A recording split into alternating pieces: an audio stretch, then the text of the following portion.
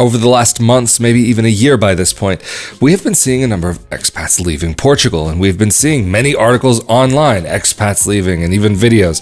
I can't say I've watched many of them, but what I can say is that in this episode, you'll have my take on why there are so many expats who are leaving the country, who come, try to make something happen here, but then see it's not quite the right fit for them. I'm Rafael Di Furia. Welcome to another episode of Not Your Average Globetrotter, and roll that intro. Just to jump straight into things, I would say maybe the first thing that I've noticed why people have really not been able to make Portugal into their long-term home. There are a lot of things here in Portugal that are maybe a little bit rough around the edges sometimes. Things aren't as manicured as what some people might be expecting. I mean, even, for example, like I've mentioned in other episodes recently, not having the Eiffel Tower or the Colosseum just around the corner from your home and being able to walk to these beautiful places is a huge disappointment for many who make Europe their home. But of course, these would be the individuals who maybe haven't done so much of the research and just done a lot of the dreaming about, oh my goodness, what does Europe have to offer me? Many look at a life abroad just from the idyllic aspect and not the realities. So again, this is what Not Your Average Globetrotter is all about, trying to shed light on some of the realities of life in another country. But one of the most frustrating things for many who want to call Portugal home has to do with bureaucracy and the efficiency of things. I'm mixing these two things because they are somewhat intertwined, but they are also separate at the same time. Bureaucracy in the fact that you have so many papers and so many documents for this and that and the other. You need this paper to go and do this. You need that paper to go and do that. Getting everything set up for the first time when maybe in their home country they've already had some of these documents like a tax code from their birth or maybe very young age, social security number. But in Portugal, you're starting from zero. You have to start your life over again. You have to do these things step by step by step.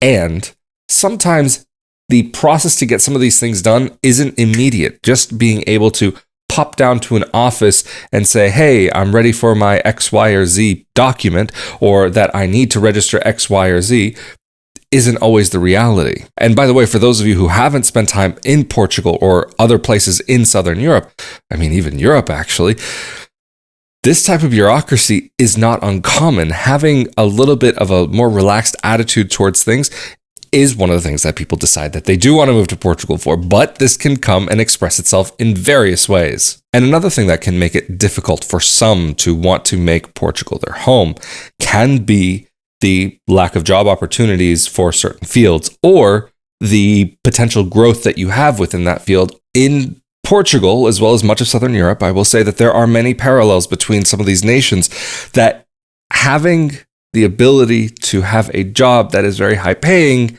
isn't necessarily something that you're going to come across as commonly here as you might in other parts of the world. Portugal isn't necessarily the most ideal place for that. Portugal does happen to be a better country if you are coming to the nation and making a life here because you already have a job that you're already working remotely. But for those who are kind of just starting out or they want to actually get a job here, there are certain challenges, not to say that it can't happen. I do know people who came, got a job, and are making a life for themselves here. But am I going to say these are people who necessarily have to work anyway? Maybe, maybe not. But when it comes to maybe maximizing certain aspects of your career, your professional life, Portugal might not be the most ideal. One of the reasons why I say that it is important to look at these aspects is because Portugal overall is a place that is best for people who really do enjoy it for what it is. So when I'm seeing some of these articles as well, seeing people who are deciding to move and leave because maybe it wasn't the right fit for them, I can't say that I'm personally disappointed because I enjoy Portugal for Portugal. I try to live here on local terms. I do earn a local income, and I earn at like a very similar level to what people here would earn. So I'm living on Portuguese terms. When I was in Italy, I lived on Italian terms. And I think that's really important to be able to have that experience wherever you go, to not go too much ahead, too much behind, too much this, too much that. But if you are in the position where you can live at a comfortable level, but also still live at that level that is considered the average in the country, I think you'll also really enjoy the country and see what it really has to offer. Of course, if you are a high net worth individual and you are looking at any country, then some of these aspects aren't going to change for you, and you'll be able to have whatever lifestyle you choose. You can choose to be as extravagant or not as you would like. I just personally think that when you're living in a country, it is really worthwhile seeing it through local eyes as much as possible. And this is another aspect that I think is really important to look at, is the lifestyle here. For many people, they're just not cut out for the life here in Portugal. And that's not a good thing or a bad thing. And I'm not saying that you're not cut out of the right material. No, what I'm saying is that you are just, it doesn't agree with you. That maybe there are certain things about how life works here that are not ideal for your lifestyle or what you are looking out of life. Again, this can come down to job or even about how efficient or non-efficient things are here, and to be able to even remain here legally. So there are people who just leave because the bureaucracy with dealing with having to renew your residency and to be able to come here and all of these things ends up being more than what they're looking for. Whereas in their country, they simply have the ability to remain. They don't have to think about, oh, do I have to renew my visa or renew a residency, or can I stay and build a life here that will last more than the extent of my residency, my permission to stay in this country? For many people, having that over their heads, it's not a wonderful thought. And I've lived under those circumstances outside of Europe, and having to think about, oh, I have to renew my visa, or I have to renew this, or I have to renew that, is not a fun thing to have, because you're building up a life for yourself. You're laying down foundations, but those foundations could get wiped out by the flood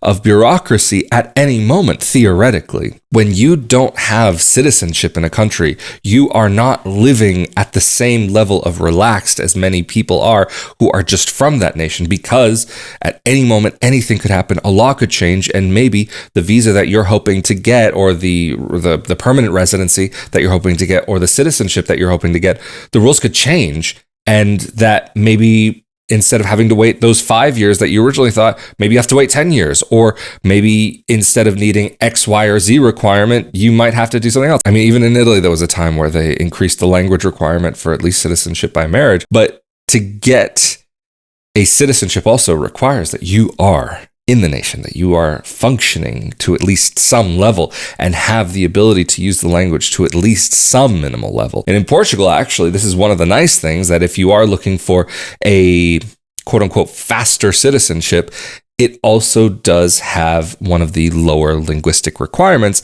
that you would have to have for many nations in the world. I mean, we're talking about, what is it, A2 level? That's still pretty beginner level. Don't get me wrong. It's not that it's not complicated, but it's at a level where I would say most people could probably do it. And just before we jump into the next section, I do want to say a quick thank you to those of you who help to make these episodes possible on a monthly basis through rafaeldifuria.com/Patreon, patreon.com/RafaelDiFuria, as well as using the super thanks button here on YouTube, as well as rafaeldifuria.com/support. All of those forms of support help this project to be able to move forward. But on to the next section. But again, there's other things that, even when it comes to the lifestyle, that many people just don't find that is the same as in their home country. I mean, I hear many Americans complaining about, oh, the clothing here is too small. You can't find anything that fits. And especially if the individual is maybe a bit on the tall side or overweight, or even if they're just kind of average sized, or maybe they're considered average in their home country, but they're a little bit taller here. And maybe the cut isn't the right cut, and things just don't fit me the way that my body is formed. And it just has to do with simply that in different parts of the world, there are different body types that are average and what fits people in general. Or even for, I know some American guys, they're not crazy about how fitted jeans can be in Europe. And so I know of one individual, and I don't know, he might be watching this, and I think he's coming back to Portugal soon. He was looking forward to being back in the States to get some, I think, Wrangler jeans or something like that. Because also, even when we're talking about the cost of some of these things, the costs can be a little bit better in the States. But even if we're talking about, I don't know, say something like you're a baker and you want vanilla extract isn't really the thing here. You can get vanilla flavoring, like an artificial vanilla flavoring. Vanilla extract, I mean, I know actually quite a few expats here in Braga who actually are making their own, or want to make their own, or thinking about making their own. Or you might have to change your recipes around and adjust the measurement of flour because there's more gluten or less gluten, or that you have to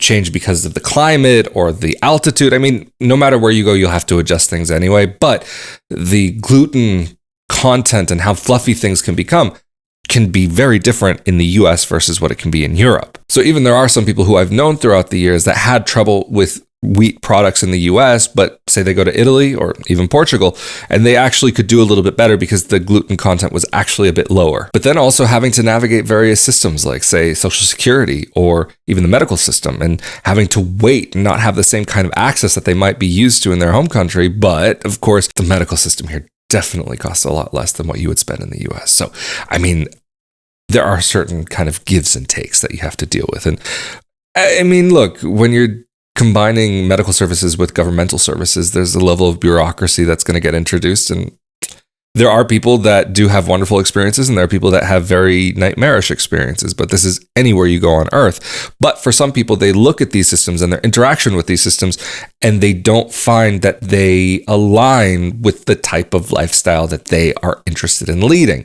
And again, this is not saying that it's good or that it's bad or that it's this or that it's that. It's just simply that it's a different lifestyle that the individual is looking for. And that's, again, one of these reasons why so many people are looking to leave or have left Portugal. But one of the biggest things why I see a lot of expats leaving and not really making Portugal work for them is because they were never really committed to being here to begin with. They're thinking, we'll try it for a couple of years, or we'll see how it goes, or maybe we'll go to another country, or maybe another country. And it's not like, again, I've talked about this so many times where there's a difference between moving away from something and moving towards something. When you have arrived in a place and you are excited to be there and you are there for the reason of being there, then, okay, you're going to start experiencing all these fun little extra details that you were looking for. But if you're just there because you happen to be there, then what difference does it make what the background is behind you? Or who knows, maybe you want to go to someplace like Liechtenstein because of whatever reason is going to attract you there. But they can also be applied to other parts of Southern Europe where you do see some similarities and some parallels. But one thing that's tied into the investment into the place itself, I would say, has to do with homesickness and the support system you have around you. I know I've talked a lot about these things before, but I think it's important to bring them again in a different context to understand why some of these things do and don't work for some people. And having your family close by can make all the difference in the world, or having them on the other side can also make all the difference in the world. And not being able to go to, I don't know, the birth of a grandchild, or the birth of a cousin, or the marriage of somebody, or the death of somebody, or whatever it may be, some of these big important events in your family, whether positive or negative, can weigh on a person. And to not be there for a dire moment where maybe somebody really needs them, or maybe at the last moments of a family member's life, this is something that I've seen really, really affect people, and even be reasons why maybe they don't leave the US, that they want to make sure that they are in their home country so that if anything happens, that they are there, that there is nothing holding them back from being there for their family when it is most necessary. And so there are many people who do come to Portugal. They try to make a life here, and they do all of the things in the quote unquote correct way. But that one detail, sometimes the smallest details, can be the biggest things. I've said this in so many episodes, that at the end of the day, you have to look at what are the little things and the big things, but sometimes the smallest things are the ones that build up and stack even higher than some of the problems that you might come across while living abroad anywhere. It is at some of these moments when you're able to push past your level of comfort, push past some of the difficult times, that you actually end up seeing that, wow, maybe there is something to be said for living in this place, that maybe this place actually is for me. Because for so many people, it's so easy to jump ship that you can just have this exit strategy that nothing, no harm, no foul, that if you leave, you leave, if you stay, you stay. But sometimes having too easy of an out for yourself can actually lead to a lack of a positive experience, in my opinion. I've seen many people leave a life abroad before things started really getting good, because I would even say the first couple of years are definitely the hardest. The first year, especially, the first few months, especially, when you're missing things, you're missing home, you're just getting accustomed to everything, you're learning to walk and talk all over again. I think it's really important to give it a good amount of time. And I would even say borderline that a couple of years might not even really be a good enough amount of time to get a proper feel for what a place actually has to offer. But this is where I'm going to round it off for this week. So thank you all so much for joining me for another episode of Not Your Average Globetrotter. Of course, all the links to help make these episodes possible are down in the more info section below this episode. I'm Rafael Di Furia. Stay safe and healthy out there, and I will see you all next time. Later.